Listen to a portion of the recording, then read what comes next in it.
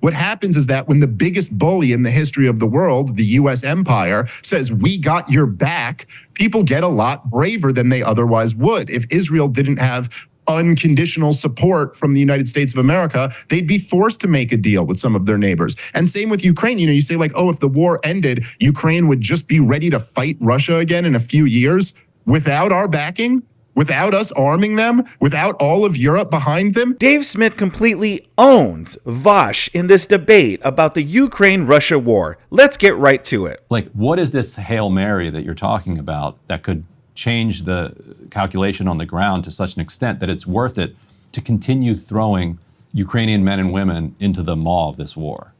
Well, I don't like the term throwing, only because like they are, of course, you know, engaged in it, right? They're not just being no, they're being grabbed in many cases and literally thrown. 45-year-old men. Yeah. Well, literally thrown. Yes.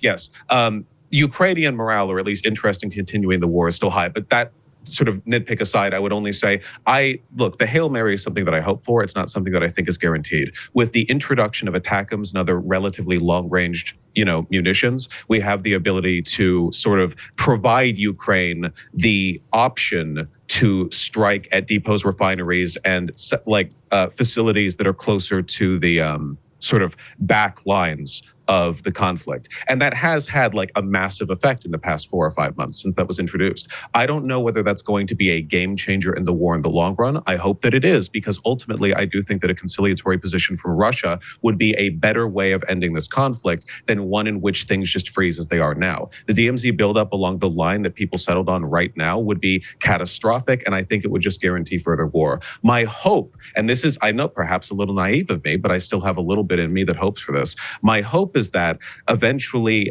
following the expansion of Ukraine's ability to strike at further back targets, this becomes increasingly economically untenable for Russia. There's pressure from both sides. Hey, this has gone on long enough. We literally can't keep this going anymore. We're both on fumes. And like two exhausted boxers on the 14th round, they both collapse into each other's arms. And, you know,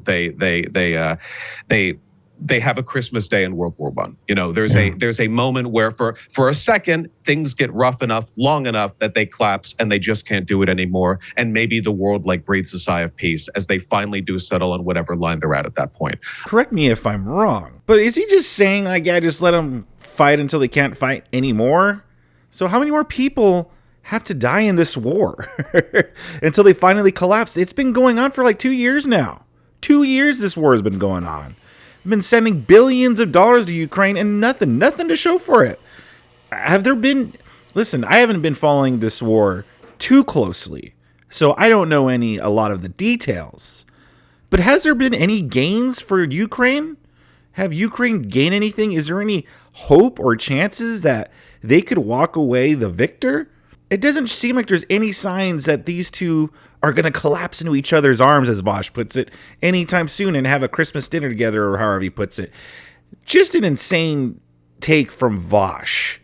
But what do you guys think about that? Sound off in the comment section below. Subscribe if you enjoy content like this. Let's continue. It's quite a dangerous game to play, man. I mean, I know it was the It's all dangerous, right? Well, sure, but I'm just saying, you know, it was the neocons' hope that if you overthrew Saddam Hussein, democracy would sweep the region. And, you know, that would have been nice, I guess. But, you know, the hope that, oh, if they strike inside of Russia, that will make Russia realize that, you know, this war just has cost us a little bit too much and we sure should knock off this war business.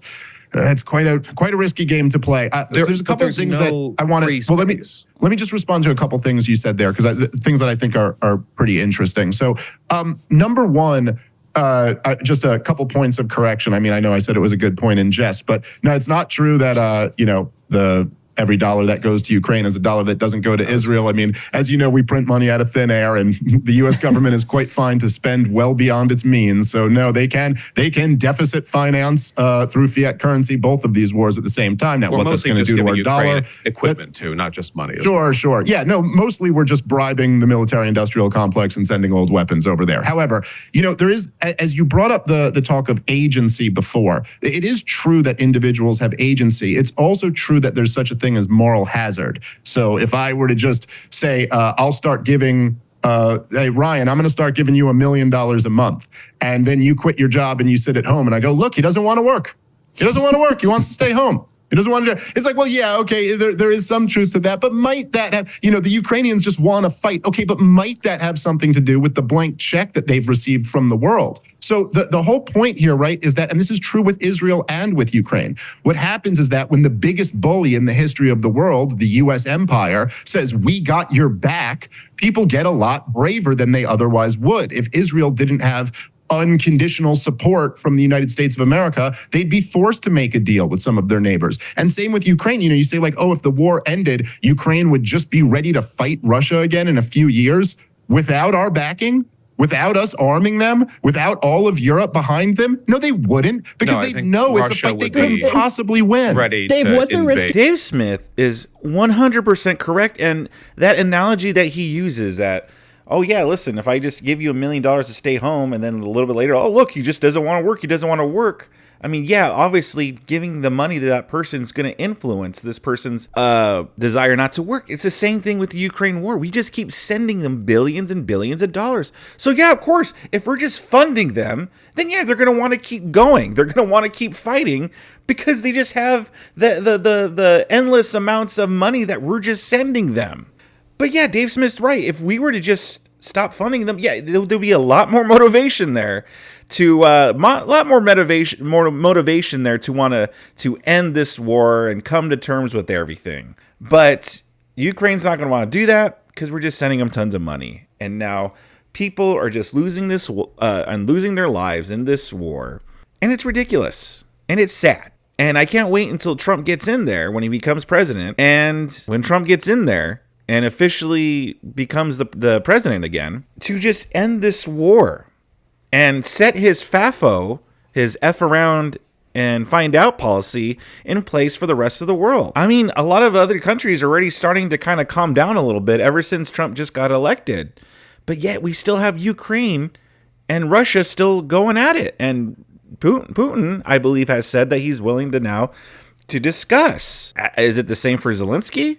Or is Zelensky just standing, again, I haven't been following it too closely, but is Zelensky just still standing there with his hand out going, no, money, please, money? We really should investigate to see, audit, to see where all that billions of dollars that we sent them went to, because I don't think it's all went to just fighting this war with Russia. But what do you guys think? Do you agree with Dave Smith, or do you agree with Vaush? Sound off in the comment section below. Smash that like button if you enjoyed it, and if you did enjoy it, I got a whole bunch more content on the screen for you to watch and enjoy.